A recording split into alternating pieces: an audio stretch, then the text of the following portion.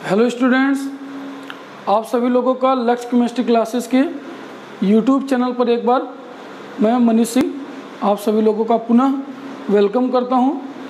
तो आज हम लोग वैद्युत रसायन का सेकंड पार्ट सीखेंगे, ठीक है। तो कल हमने जहां से ब्रेक किया था पिछले वीडियो में, हम उसी के आगे देखेंगे इस कॉन्सेप्ट को। और अगर आपने पिछला वीडियो नहीं देखा है तो ज़रूर पहले फर्स्ट पार्ट देखिए, फिर सेकंड पार्ट देखेंगे तो आपको ज़्यादा अच्छे से समझ में आएगा, ठीक है। तो आइए हम डैनियल सेल के बारे में पढ़ रहे थे बच्चों, हम पढ़ रहे थे डैनियल सेल के बारे में।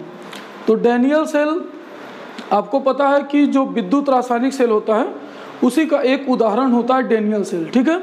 तो हम देखेंगे इस वीडियो लेक्चर में कि डैनियल सेल क्या होता है और किस प्रकार से इसको एक्सप्लेन कर सकते हैं, ठीक है। तो चलिए, तो डैनियल सेल में हमने बोला था बच्चों कि हम क्या लेंगे, दो पात्र या दो वेसल्स लेंगे और एक हमारा लेफ्ट हो गया और दूसरा क्या हो गया राइट साइड में। तो लेफ्ट वाले में हमने जिंक की रॉड लिया है या इसी को इलेक्ट्रोड बोलते हैं बच्चों, इलेक्ट्रोड। तो आपका जो इलेक्ट्रोड होता है वो दो होता है, एक को धनायन और दूसरे को आप एनायन बोलते हो। या इसी इलेक्ट्रोड को हम एक को एनोड, एक इलेक्ट्रोड को एनोड तथा दूसरे को हम कैथोड कहते हैं। दूसरे को क्या कहते हैं बच्चों, तो दूसरे को आप कैथोड बोलते हो। तो एक जिंक की इलेक्ट्रोड को हमने इस जिंक सल्फेट मीन्स इसके ही विलयन जिंक सल्फेट में हमने उसको क्या किया है, डिप किया है, डुबा दिया है। जबकि दूसरा हमने जो वेसल्स लिया, दूसरा जो पात्र लिया है उसके अंदर हमने कॉपर का इलेक्ट्रोड लिया है, ठीक है। उसके अंदर हमने कॉपर का इलेक्ट्रोड लिया है और उस कॉपर के इलेक्ट्रोड को कॉपर सल्फेट मीन्स उसके ही विलयन कॉपर सल्फेट में हमने उसको क्या किया, डिप कर दिया और दोनों को गैल्वेनोमीटर से जोड़ दिया।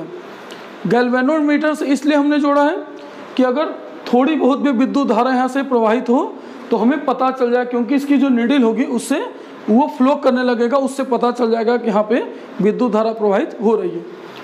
तो हमें करना क्या है बच्चों, ये जो डैनियल सेल है ये हमें रासायनिक ऊर्जा, जो हम रासायनिक अभिक्रिया करवाएंगे वह रासायनिक अभिक्रिया से हमको वैद्युत ऊर्जा मिलेगी, ठीक है।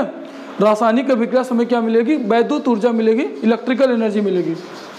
तो देखिए बच्चों, हमने एक तरफ जिंक की रॉड को जिंक सल्फेट के सोल्यूशन में, दूसरी तरफ कॉपर के रॉड को कॉपर सल्फेट के सोल्यूशन में डिप कर दिया है।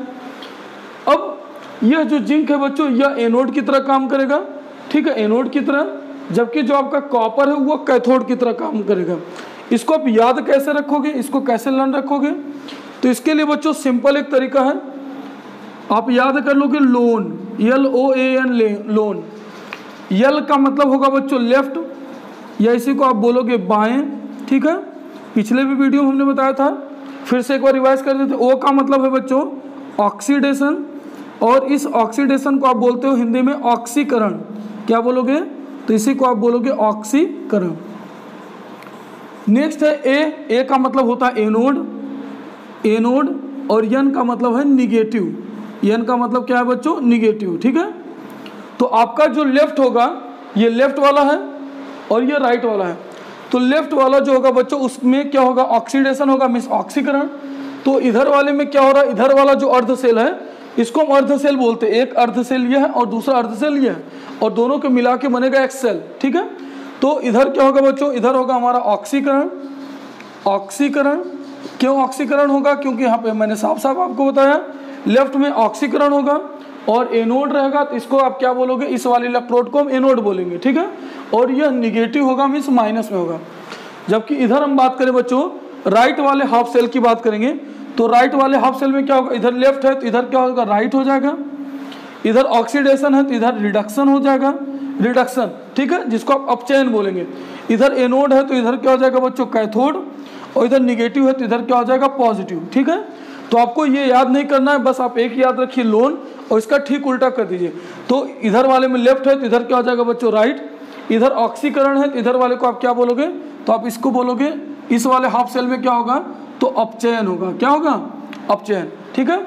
और इधर एनोड है तो इधर कैथोड होगा, ठीक। और इधर निगेटिव है तो इधर क्या होगा बच्चों, पॉजिटिव। आए बात समझिए।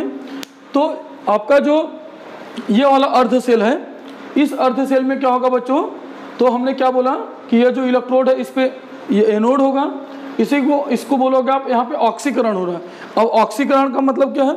ऑक्सीकरण का मतलब होता है इलेक्ट्रॉन का त्याग करना। ऑक्सीकरण का मतलब क्या होता है बच्चों? तो इलेक्ट्रॉन का त्याग करना क्या कहलाता है? ऑक्सीकरण। ठीक है, जैसे देखिए जिंक है, ठीक है, तो जिंक, अगर यह जिंक डबल प्लस आयन बनेगा, क्यों? क्योंकि 2 इलेक्ट्रॉन का अगर ये त्याग करेगा, आपको पता है कि जिंक क्या करता है? सामान्यतः 2 इलेक्ट्रॉन का त्याग करता है। ठीक है, तो 2 इलेक्ट्रॉन अगर त्याग करेगा तो जिंक डबल प्लस आयन बनाएगा। तो जिंक डबल प्लस आयन बनाएगा मतलब 2 इलेक्ट्रॉन का त्याग कर रहा है, इसलिए इसको क्या बोलोगे? इसका क्या हो रहा है बच्चों? इसका हो रहा है ऑक्सीकरण। क्या हो रहा है? ऑक्सीकरण। ठीक है, जबकि आप इधर देख रहे हो दाएं वाले साइड में क्या है बच्चों? राइट साइड में क्या है? तो यहाँ पे क्या होगा? यहाँ पे कॉपर डबल प्लस जो है यह 2 इलेक्ट्रॉन को क्या करेगा? लेगा, और लेकर क्या बना लेगा? कॉपर। ठीक है, मतलब जब कोई धातु इलेक्ट्रॉन का त्याग करती है तो वो ऑक्सीकरण कहलाता है, और जब कोई भी धातु या कोई भी मेटल क्या करेगा? इलेक्ट्रॉन ग्रहण करेगी, तो यहाँ पे क्या होगा बच्चों? ये अपचयन होगा। ठीक है, हो सकता है। ठीक है, तो यहाँ पे क्या हो रहा है? यह जो जिंक मेटल है वो इलेक्ट्रॉन का त्याग करेगा तो ऑक्सीकरण, और ये इलेक्ट्रॉन ग्रहण कर रहा है तो इसका क्या होगा बच्चों? तो इसका हो जाएगा अपचयन। यहाँ तक बात समझ आई? तो ऑक्सीकरण किसको बोलते हो? इलेक्ट्रॉन का त्याग, किसी भी एलिमेंट के द्वारा इलेक्ट्रॉन का जो त्याग होता है, त्याग मतलब लूज करना, वही कहलाता है ऑक्सीकरण। और इलेक्ट्रॉन का ग्रहण करना क्या कहलाता है बच्चों? तो अपचयन कहलाता है। ठीक है, तो आई होप यहाँ तक आपको बात समझ आ गई होगी। ठीक है, अब देखते हैं इसमें होता क्या। देखिए, यह जो आपका जिंक सल्फेट के विलयन में बच्चों, जब हमने जिंक की रॉड को डिप किया तो यह जो जिंक है यहाँ पे ऑक्सीकरण होगा, मतलब यह Zn डबल प्लस आयन में टूटेगा। किसमें? Zn double plus ion, Zn double plus ion. तो इसके पास 2 इलेक्ट्रॉन का त्याग करेगा, और जो दोनों इलेक्ट्रॉन का त्याग करेगा बच्चों, यह 2 इलेक्ट्रॉन ये क्या करेगा? अपने साथ लेकर जाएगा, और किधर से किधर की तरफ दिशा होगी इसकी? तो जिंक इलेक्ट्रोड से कॉपर इलेक्ट्रोड की तरफ जाएगी। जिंक इलेक्ट्रोड से कॉपर इलेक्ट्रोड की तरफ क्या होगी? इलेक्ट्रॉन की दिशा। तो इलेक्ट्रॉन किधर से किधर जाएगा? तो आपका बोलेंगे जिंक से कॉपर की तरफ। आपको पता है कि जो विद्युत धारा होती है वह इलेक्ट्रॉन के दिशा की विपरीत दिशा में प्रवाहित होती है। ठीक है, तो अगर इलेक्ट्रॉन जिंक से कॉपर की ओर जा रहा है तो आपका जो विद्युत धारा होगा वो किधर की तरफ जाएगा बच्चों? वह आपका कॉपर से जिंक की तरफ जाएगा। आया बात समझे? तो यहाँ पे क्या होगा? ये जिंक का जो धातु था, जब हमने इसको विलयन में डिप किया तो ये Zn डबल प्लस आयन देगा, Zn डबल प्लस आयन, और जो 2 इलेक्ट्रॉन था 2 इलेक्ट्रॉन साथ में लेकर जाएगा। और क्या होगा यहाँ पे? जब कॉपर सल्फेट के विलयन में हमने जब कॉपर को डिप किया था तो यहाँ से क्या करेगा? जो कॉपर है वो क्या होगा? यह Cu डबल प्लस तथा SO4 माइनस में टूटेगा, SO4 डबल माइनस में। और यह जो कॉपर आयन है, यह जो कॉपर डबल प्लस आयन है बच्चों, यह कॉपर आयन जैसे ही इलेक्ट्रॉन को देखेगा तो इस इलेक्ट्रॉन को ग्रहण करने के लिए चला जाएगा। ठीक है, इस इलेक्ट्रॉन को, इधर से जो इलेक्ट्रॉन आ रहा है बच्चों 2 इलेक्ट्रॉन, इस इलेक्ट्रॉन को ग्रहण करने के लिए चला जाएगा, और किस में परिवर्तित हो जाएगा बच्चों? कॉपर में। समझ में आया मेरी बात? फिर से समझिए, नहीं क्लियर हुआ तो, जब जिंक की रॉड को जिंक सल्फेट के विलयन में क्या करते हैं? डिप करते हैं, तो यह Zn डबल प्लस आयन देता है, और जब Zn डबल प्लस आयन देगा तो इसका जो 2 इलेक्ट्रॉन में टूटा, यह 2 इलेक्ट्रॉन अपने साथ लेकर जाएगा। ठीक है, 2 इलेक्ट्रॉन का प्रवाह होगा। और यहाँ पे जो कॉपर था, कॉपर धातु को जब हम डिप करेंगे इस विलयन में, तो कॉपर डबल प्लस आयन तथा SO4 डबल प्लस आयन में टूटेगा। तो इसका जो कॉपर डबल प्लस आयन है यह क्या करेगा? इसके 2 इलेक्ट्रॉन को ग्रहण करके कॉपर आयन से कॉपर में परिवर्तित हो जाएगा। ठीक है, तो इसमें हम लिखते हैं बच्चों इंपॉर्टेंट चीज क्या लिखेंगे? जो तो इलेक्ट्रॉन की दिशा किधर से किधर की तरफ है? तो आप लिखोगे इलेक्ट्रॉन की दिशा, इलेक्ट्रॉन की दिशा, इलेक्ट्रॉन किधर से किधर जाएगा बच्चों? तो आप लिखोगे कॉपर से जिंक से कॉपर की ओर, जिंक से कॉपर की ओर। ठीक है, जबकि विद्युत धारा की दिशा क्या होगी बच्चों? दूसरा, अगर हम विद्युत धारा, तो इलेक्ट्रॉन के विपरीत दिशा में हमेशा विद्युत धारा होता है, तो विद्युत धारा की दिशा क्या होगी? तो विद्युत धारा जो होगी, विद्युत धारा इलेक्ट्रिक करंट, वह आपका कॉपर से जिंक की ओर जाएगा। क्या होगा बच्चों? जिंक की ओर। तो यहाँ पे यह क्या हो रहा था? Zn डबल प्लस में आयन में टूट रहा था। ठीक है, तो ऑक्सीकरण हो रहा था। ठीक है, इसका क्या हो रहा था बच्चों? ऑक्सीकरण। तो इसका जो द्रव्यमान होगा, इस इलेक्ट्रोड का द्रव्यमान, जब ये टूट रहा था इसका द्रव्यमान कम होगा, और यह क्या कर रहा था बच्चों? इलेक्ट्रॉन को ग्रहण कर रहा था। जब इलेक्ट्रॉन को ग्रहण कर रहा था तो इसका क्या हो जाएगा? इसका द्रव्यमान बढ़ जाएगा। इसका द्रव्यमान क्या हो जाएगा बच्चों? इस कॉपर का द्रव्यमान बढ़ जाएगा, जबकि यहाँ पे जो जिंक था, जिंक का द्रव्यमान घट जाएगा, जबकि जो कॉपर था, कॉपर का द्रव्यमान क्या हो जाएगा बच्चों? बढ़ जाएगा, क्योंकि यह इलेक्ट्रॉन को क्या कर रहा था? ग्रहण कर रहा था। समझ में आया? तो जिस अर्ध सेल में ऑक्सीकरण हो रहा है बच्चों, उसको ऑक्सीकरण अर्ध सेल बोलेंगे, और जिसमें अपचयन होता है उस अर्धसेल को हम अपचयन अर्धसेल बोलेंगे, ठीक है। तो इसको ऑक्सीकरण अर्धसेल और इसको क्या बोलेंगे, अपचयन अर्धसेल कहेंगे। अब देखिए बच्चों, इन दोनों को, अब देखिए यहाँ से इलेक्ट्रॉन तो जा रहा है, विद्युत धारा का प्रवाह हो रहा है, बट क्या यह इलेक्ट्रिक करंट पूरा मेंटेन हो पा रहा है? यह केवल यहाँ से यहाँ जा रहा है, ठीक है, बट क्या इधर से फिर वापस यहाँ पे आ पा रहा है या नहीं, ठीक है। तो पूरी तरह से विद्युत धारा का क्या हो रहा है, प्रवाह नहीं हो पा रहा। तो इसके लिए क्या करते हैं बच्चों, इन दोनों विलयनों को हम एक यू आकार की नली से जोड़ देते हैं, एक यू आकार की नली से जोड़ देते हैं, जिसको हम लवण सेतु या सॉल्ट ब्रिज कहते हैं। क्या कहते हैं बच्चों, इसी को हम लवण सेतु या फिर सॉल्ट ब्रिज कहते हैं, ठीक। सॉल्ट ब्रिज में आपका होता क्या है, तो सॉल्ट ब्रिज में साल्ट भरा होता है, जैसे पोटेशियम क्लोराइड या फिर अमोनियम क्लोराइड NH4Cl, ठीक है। साल्ट जैसे KCl पोटेशियम क्लोराइड या अमोनियम क्लोराइड NH4Cl भरा होता है, ठीक है। तथा यहाँ पे इसमें अगार अगार होता है, एक सब्सटेंस होता है जिसको हम बोलते हैं अगार अगार, एक बायोलॉजिकल सब्सटेंस होता है जिसको हम अगार अगार बोलते हैं। तो इसमें क्या होता है, अगार अगार भरा होता है। तो जो क्या करता है बच्चों, क्या काम करता है, तो विद्युत उदासीनता को बनाए रखने का काम करता है। तथा क्या होता है, यहाँ पे जो आयंस होते हैं, आयंस का प्रवाह होता रहता है, आयंस का प्रवाह एक विलयन से दूसरे विलयन में आसानी से होता रहता है। तथा यह जो दोनों विलयन है, दोनों विलयनों को आपस में मिलने नहीं देता। एक तो ये हो गए। चलिए अभी हम लवण सेतु का लिखेंगे कार्य, ठीक है। लेकिन इससे पहले एक चीज़ देखते हैं बच्चों, यहाँ पे हुआ क्या। तो अगर हम बात करें एनोड पर क्या हुआ, तो एनोड पर क्या होता है बच्चों, ये जो आपका एनोड था, यहाँ पे जिंक जो था, जिंक ये किस में परिवर्तित हुआ, तो जिंक डबल प्लस आयन में तथा 2 इलेक्ट्रॉन का त्याग किया। तो इसलिए इसका क्या हुआ बच्चों, इसका हुआ ऑक्सीकरण। क्या हुआ, तो इसका हुआ ऑक्सीकरण। समझ में आ रहा है नहीं। दूसरा, ये जो कॉपर डबल प्लस, ये जो कॉपर था बच्चों, यह क्या हुआ, कॉपर डबल प्लस आयन बना, क्योंकि ये C double plus SO4 ion में टूटा। तो जो कॉपर आयन है वो 2 इलेक्ट्रॉन ग्रहण किया, ठीक है। तो यह 2 इलेक्ट्रॉन का क्या कर रहा है बच्चों, ग्रहण कर रहा है, और ग्रहण करेगा तो क्या बना लेगा, कॉपर। समझ में आया नहीं, ठीक है। तो यह जो जिंक था बच्चों, यह आपका सॉलिड था, तो आप लिखोगे यस। और ये जिंक आयन, जब आयन होता है बच्चों तो आप लिखते हो एक्वस, एक्वस मतलब होता है जलीय विलयन, ठीक है। यह कॉपर आयन है बच्चों, तो इसको आप क्या लिखोगे, एक्वस। और यह कॉपर बना तो इसको क्या लिखोगे बच्चों, तो इसको आप लिखोगे सॉलिड यस। आए बात समझे। तो यहाँ पे ऑक्सीकरण हो रहा है, जिंक आयन में परिवर्तित हो रहा है, जबकि यहाँ पे अपचयन हो रहा है, मतलब कॉपर आयन किस में परिवर्तित हो रहा है बच्चों, कॉपर में। तो अगर हम दोनों की पूर्ण अभिक्रिया लिखें तो क्या लिख सकते हैं, इन दोनों को हम कैंसिल कर सकते हैं। उसके बाद क्या बचा बच्चों, जिंक बचा। जिंक कैसा है, सॉलिड। और क्या बचा, सॉलिड। और साथ में क्या हो गया बच्चों, कॉपर आयन है, तो आप लिख दो कॉपर आयन। ये कॉपर आयन कैसा होता है, एक्वस, तो AQ। गिब्स क्या लिखोगे बच्चों, ठीक है, तो गिब्स हो जाएगा आपका। यहाँ पे क्या बचा, तो जिंक आयन बचा, तो यहाँ पे आप लिख लो zinc ion Z1 double plus, इसको बोलोगे AQ एक्वस। और प्लस में क्या बचा, कॉपर, तो आपने लिख लिया कॉपर। कॉपर कैसा है बच्चों, सॉलिड। आया बात समझ में आपको, मैंने क्या बोला, ठीक है। तो यहाँ पे क्या होता है बच्चों, जिंक और कॉपर आयन, और इधर क्या हो जाएगा, जिंक आयन और साथ में क्या, कॉपर, ठीक है। तो यहाँ तक हमने देखा इसके बारे में कि क्या होता है डेनियल सेल में। अब हम इसके बाद देखेंगे बच्चों लवण सेतु के कार्य को सीखेंगे, ठीक है। तो आई होप आपको समझ यहाँ तक आ गया होगा। अगर आप कोई डाउट हो तो जरूर कमेंट करके बताइए। अब देखिए, यह जो अर्ध सेल है बच्चों, इस अर्ध सेल में ऑक्सीकरण हो रहा है, इसलिए इसको हम ऑक्सीकरण अर्ध सेल बोलेंगे। और यहाँ पे अपचयन हो रहा है इस अर्ध सेल में, इसलिए इसको हम अपचयन अर्ध सेल बोलेंगे, ठीक है। और इन दोनों अर्ध सेल को मिलाकर एक क्या बनता है बच्चों, सेल बनता है, ठीक है। तो यहाँ तक बात समझ में आ गई होगी, ठीक। सबसे पहला, आयनों का क्या होता है बच्चों, गमन होता है, ठीक है। एक विलयन से दूसरे विलयन में आयन जाते हैं आसानी से, तो आयनों का गमन होता है। तो पहला पॉइंट है बच्चों, आयनों का क्या होता है, गमन होता है। गमन मतलब आसानी से एक विलयन से दूसरे विलयन में चले जाते हैं, तो आयनों का गमन होता है, पहला पॉइंट है बच्चों। दूसरा पॉइंट है, यह विलयन को क्या करता है, आपस में मिलने से रोकता है। तो यह विलयन को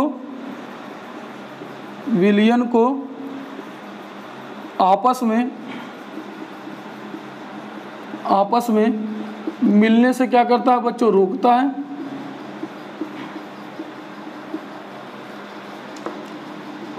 है। यह सेकंड पॉइंट है। तीसरा पॉइंट है बच्चों, यह विद्युत उदासीनता को क्या रखता है, बनाए रखता है। तो तीसरा पॉइंट है बच्चों, यह विद्युत उदासीनता को बनाए रखता है, विद्युत उदासीनता को क्या करता है, बनाए रखता है।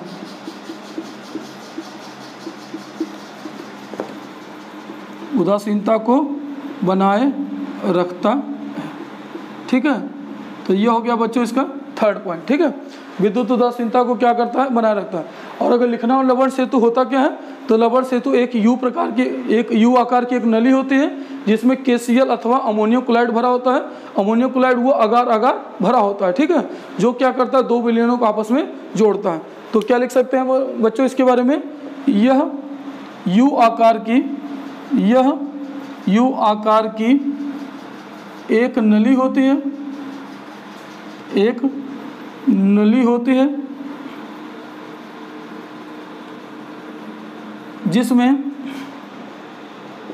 जिसमें लवण, कौन कौन सा लवण, KCl अथवा अमोनियम क्लोराइड NH4Cl वह अगार अगार भरा होता है, वह अगार अगार भरा होता है, भरा होता है, जो दो विलयनों को आपस में जोड़ता है। दो विलयनों को क्या करता है बच्चों, आपस में जोड़ता है, ठीक है। आए बात समझिए, जोड़ता है। ये किसका काम है बच्चों, तो लवण सेतु का काम हो गया। आई होप आपको समझ में आ गया होगा, ठीक है, कि लवण सेतु होता क्या है तथा इसके काम क्या होते हैं। ये बहुत ही इंपॉर्टेंट होता है बच्चों, ये बहुत ही आपका इंपॉर्टेंट है कि लवण सेतु के कार्य, ठीक है। तो ये हो गया लवण सेतु क्या होता है। सेल का निरूपण, रिप्रेजेंटेशन ऑफ सेल,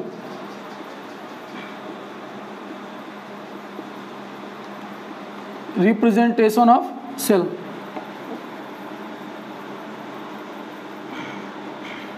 तो किसी भी सेल को निरूपण करने के लिए क्या तरीका है, कैसे उसको हम प्रदर्शित करेंगे, किसी भी सेल को कैसे बनाएंगे।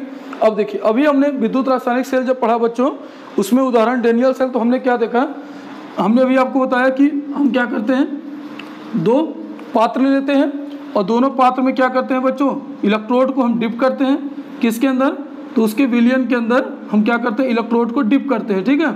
और दोनों को किससे जोड़ देते हैं बच्चों, इस साल्ट ब्रिज से जोड़ देते हैं, ठीक, साल्ट ब्रिज से। और यहाँ पे क्या लगा होता है, तो आपका गैल्वेनोमीटर, ठीक है। और इधर क्या जाता है बच्चों, ये इलेक्ट्रॉन की दिशा है, जबकि इसका ठीक विपरीत क्या होता है बच्चों, विद्युत धारा या फिर करंट की दिशा होती है। किसकी, करंट की दिशा होती है, विद्युत धारा की, इलेक्ट्रिक करंट की, ठीक है, करंट की दिशा होती है। और यहाँ पे क्या था बच्चों, निगेटिव, यहाँ पे पॉजिटिव। ये क्या होता था आपका, तो ये था आपका एनोड, और ये क्या था बच्चों, ये था आपका कैथोड, ठीक है, कैथोड। और यहाँ पे क्या हो रहा था, ऑक्सीकरण, क्या हो रहा था बच्चों, ऑक्सीकरण। और इधर क्या हो रहा था, इसका अपचयन। आया बात समझिए। देखिए, तो बार बार बच्चों हमें इस सेल को बनाना पड़ेगा, तब हमें समझ में आएगा, ठीक है। तो हम इतना काम करने से बचने के लिए हम क्या करते हैं, सेल के निरूपण का प्रयोग करते हैं। मतलब इसको कम शब्दों में हम किस तरह से लिखें जिससे हमें पूरी ये संरचना समझ में आ जाए, ठीक है, उसी को हम बोलते हैं बच्चों सेल का निरूपण, ठीक है। तो सेल को प्रदर्शित करने के लिए हम क्या करते हैं, सेल के निरूपण का प्रयोग करते हैं। अब देखिए होता क्या, जैसे बच्चों अगर हमें ये लिखना हो, तो यहाँ पे आपको पता है कि ये किसकी इलेक्ट्रोड थी, जिंक की इलेक्ट्रोड थी। और इधर किसका इलेक्ट्रोड था बच्चों, कॉपर का। और यह जब जिंक का इलेक्ट्रोड था, तो ये क्या बना था बच्चों, जिंक आयन बना था। और यहाँ पे क्या था, कॉपर डबल प्लस, और बाद में क्या बना था बच्चों, कॉपर, ठीक है। देखिए, तो हम क्या लिख सकते हैं बच्चों, इसको कैसे प्रदर्शित करेंगे, तो सबसे पहले लिखेंगे जिंक, ठीक है, जिंक। तो जिंक क्या था बच्चों, सॉलिड था, तो यहाँ पे आप लिखोगे सॉलिड, ठीक है, सॉलिड। अब उसके बाद आप एक वर्टिकल लाइन बनाओगे, ठीक है, एक वर्टिकल लाइन। और क्या था बच्चों, यह किस में डिप था, तो जिंक आयन बना था, तो क्या लिखोगे आप, zinc ion, Zn double plus. और इस Zn डबल प्लस को आप क्या बोलते हो बच्चों, इसी को आप बोलते हो एक्वस। क्या बोलोगे, तो आप बोलोगे एक्वस, ठीक है। फिर क्या था बच्चों, आपने इसे लवण सेतु से जोड़ा था, तो लवण सेतु के लिए आप दो वर्टिकल लाइन बना लीजिए, ठीक है, दो वर्टिकल लाइन। अब क्या करिए बच्चों, पहले क्या बना था, कॉपर आयन, और ये कॉपर आयन गया इलेक्ट्रॉन को लिया और क्या बनाया, कॉपर। तो इस कॉपर आयन को आप लिखो बच्चों Cu डबल प्लस, और यहाँ पे आप बना लो क्या, एक्वस। और क्या हो जाएगा बच्चों, फिर आप एक वर्टिकल लाइन बनाइए और उसके बाद आप क्या लिखिएगा बच्चों, कॉपर, और कॉपर किस में हो जाएगा, सॉलिड में। ठीक है, तो इस तरह से बच्चों हम सेल को निरूपित करते हैं, इस तरह से हम लिखते हैं। समझ में आया नहीं समझ में आया? हम क्या करेंगे बच्चों, सबसे पहले धातु को लिखते हैं, उसके बाद उसके आयंस को लिखा जाता है, फिर उन दोनों को, यह जो वर्टिकल लाइन है बच्चों, डबल वर्टिकल लाइन, यह आपकी लवण सेतु को प्रदर्शित करती है कि किससे जुड़ा हुआ है आपका, तो लवण सेतु, या इसी को आप बोलते हो बच्चों साल्ट ब्रिज। क्या बोलते हो, इसी को आप बोलते हो साल्ट ब्रिज। ठीक है, तो किससे जुड़ा हुआ है बच्चों, तो यह अबिलियन आपका साल्ट ब्रिज से जुड़ा हुआ है। तो यह जिंक धातु हो गया। इसका मतलब क्या समझ आया बच्चों, कैसे प्रदर्शित करते हैं, तो पहले आप लेफ्ट वाले को लिखते हैं, फिर राइट वाले को। तो ये हो गया बच्चों आपका लेफ्ट वाला, और यह पार्ट किसका हो गया बच्चों, ये आपका हो गया राइट वाला। तो लेफ्ट वाले पे क्या हो रहा था, ऑक्सीकरण, तो जिंक से जिंक प्लस में बना, डबल प्लस में इसका ऑक्सीकरण हो रहा है, और कॉपर डबल प्लस में कॉपर में परिवर्तित हुआ बच्चों, मतलब इसका अपचयन हो रहा है। समझ में आया नहीं? ठीक है, अब जरूर कमेंट करके बताइए कि आपको कैसा लग रहा है। ठीक है, समझ में आ रहा है नहीं? तो जिंक क्या हो रहा है बच्चों, जिंक डबल प्लस आयन में परिवर्तित हो रहा है, मतलब इसका ऑक्सीकरण हो रहा है। ठीक है, और यहाँ पे कॉपर डबल प्लस से कॉपर परिवर्तित हो रहा है, मतलब इसका अपचयन हो रहा है। यह किधर है बच्चों, लेफ्ट साइड में है, और यह किधर है बच्चों, राइट साइड में सेल है। तो यह आपका जो अर्ध सेल है यह बाएं तरफ है, और यह अर्ध सेल आपका दाहिनी तरफ है। बाएं तरफ है इसीलिए बच्चों इसको आप बोलोगे क्या, एनोड, और दाहिनी तरफ है इसको आप बोलोगे कैथोड। ठीक है, और यह जो डबल वर्टिकल लाइन है बच्चों, दो खड़ी लाइन, इसको आप बोलोगे लवण सेतु, या इसी को आप कहते हैं साल्ट ब्रिज। ठीक है, तो हमने देखा कि सेल का निरूपण क्या होता है, किस तरह से सेल को निरूपित करते हैं। समझ में आया? ठीक है,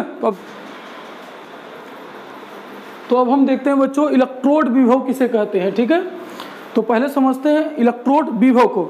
ठीक है, तो देखिए बच्चों, अभी हमने देखा था कि जब किसी विलयन के अंदर, ठीक है, यह कोई एक सॉल्यूशन है बच्चों, और इसमें हमने किसी इलेक्ट्रोड को डिप किया। जब हमने किसी इलेक्ट्रोड को डिप किया था, तो यह अपने विलयन के अंदर क्या करता था बच्चों, या तो इलेक्ट्रॉन को त्यागता था, या तो इलेक्ट्रॉन को ग्रहण करता था। ठीक है, जब हम इलेक्ट्रोड को डिप करते थे विलयन के अंदर, तो या तो क्या करता था बच्चों, यह इलेक्ट्रॉन को ग्रहण करता था, या तो इलेक्ट्रॉन को त्यागता था। ठीक है, और यही जो प्रकृति है बच्चों इस इलेक्ट्रोड की यह जो प्रकृति है बच्चों, इसी को हम क्या बोलते हैं, तो इसी को आप बोलते हो क्या, इलेक्ट्रोड विभव।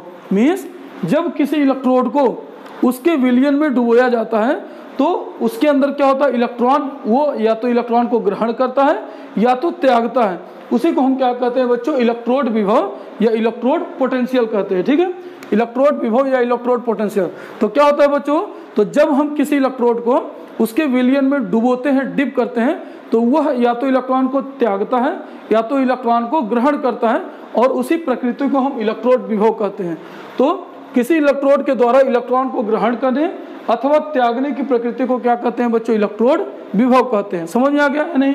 ठीक है, तो जब किसी इलेक्ट्रोड को उसके ही विलयन में क्या करते हो, आप डिप करते हो, तो वह इलेक्ट्रोड या तो इलेक्ट्रॉन को ग्रहण करता है या तो क्या करता है बच्चों, त्यागता है, और इसी प्रकृति को आप क्या कहते हो, इसी को आप इलेक्ट्रोड विभव कहते हो। समझ आया? दूसरा बच्चों, इलेक्ट्रोड विभव दो प्रकार का होता है। कितने प्रकार का? दो प्रकार का। एक को आप ऑक्सीकरण विभव बोलते हो, और दूसरे को अपचयन विभव। क्या बोलते हो बच्चों? अपचयन विभव। तो जब कोई भी इलेक्ट्रोड क्या करता है, अपने विलयन के अंदर इलेक्ट्रॉन को क्या करता है, त्यागता है, इलेक्ट्रॉन को त्यागता है, तो जो विभव उत्पन्न होता है, ठीक है, जो विभव वहां पे उत्पन्न होता है इलेक्ट्रॉन को त्यागने पर, उसी को हम क्या बोलते हैं बच्चों, ऑक्सीकरण विभव। क्योंकि इलेक्ट्रॉन त्यागने पर क्या होता है, ऑक्सीकरण, तो इसीलिए उसको हम बोलते हैं बच्चों ऑक्सीकरण विभव। तो बोलेंगे किसी इलेक्ट्रोड के द्वारा इलेक्ट्रॉन त्यागने पर उत्पन्न विभव को क्या कहा जाता है, ऑक्सीकरण विभव कहते हैं। या किसी इलेक्ट्रोड के द्वारा इलेक्ट्रॉन त्यागने की प्रकृति क्या कहलाती है, ऑक्सीकरण विभव। तो देखिए बच्चों, जैसे जिंक था, तो जिंक ने क्या किया था, दो इलेक्ट्रॉन त्यागा था बच्चों, तो जिंक डबल प्लस आयन बनाया था। ठीक है, दो इलेक्ट्रॉन त्यागने के बाद, तो इसी को हम क्या बोलेंगे बच्चों, ऑक्सीकरण विभव। ऑक्सीकरण को इंग्लिश में ऑक्सीडेशन बोलते हैं।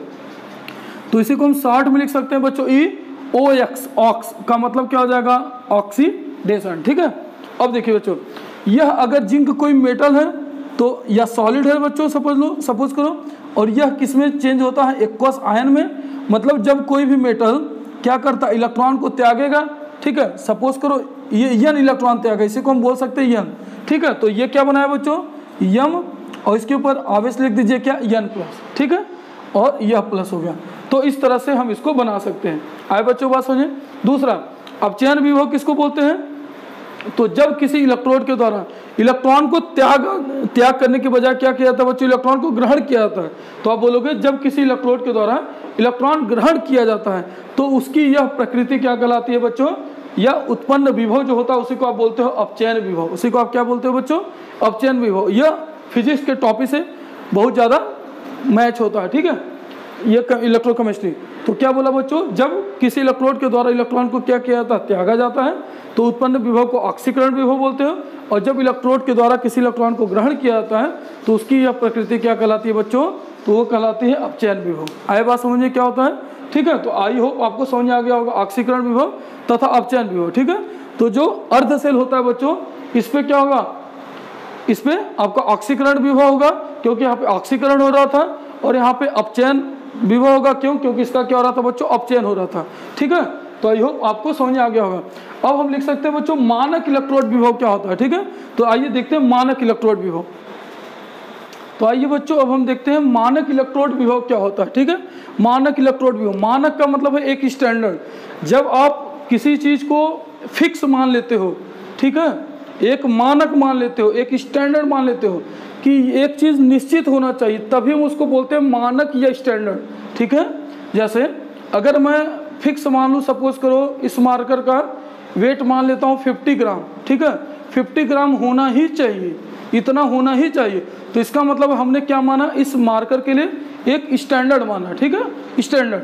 तो इसी तरह बच्चों जब हम किसी इलेक्ट्रोड को डिप करें किसी विलयन में, जब हम इलेक्ट्रोड को क्या करें किसी विलयन में डिप करें, और डिप करने के बाद उसी विलयन में डिप करेंगे जिसकी मोलर सांद्रता कितना होगा बच्चों, जिसकी मोलर सांद्रता 1 होगी, ठीक है, जिसकी मोलर सांद्रता कितनी होगी बच्चों, 1 होगी, मीन्स 1 मोलर सांद्रण होगा, मतलब 1 मोल प्रति लीटर में घुला हो, ठीक है, उसी को बोलते हैं मोलर सांद्रण।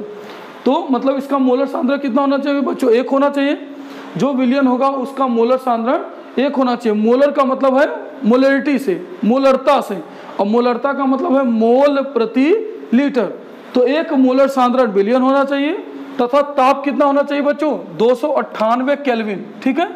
तब हम उस इलेक्ट्रोड को जब डिप करते हैं उस विलयन के अंदर, तो जो हम विभव उत्पन्न होता है वहाँ पे, जो विभव उत्पन्न होता है, चाहे वो इलेक्ट्रॉन त्यागने पर हो चाहे इलेक्ट्रॉन को ग्रहण करने पर, वही कहलाता है मानक इलेक्ट्रोड विभव।